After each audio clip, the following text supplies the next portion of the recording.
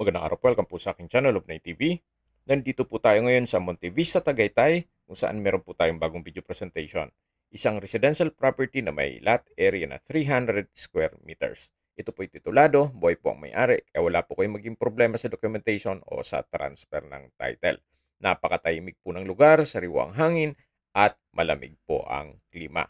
Kumpleto din po ang amenities nito, gaya ng clubhouse, swimming pool, parks and playgrounds, basketball court, at marami pong iba. Mula po dito sa concrete road, medyo slow po ang terrain.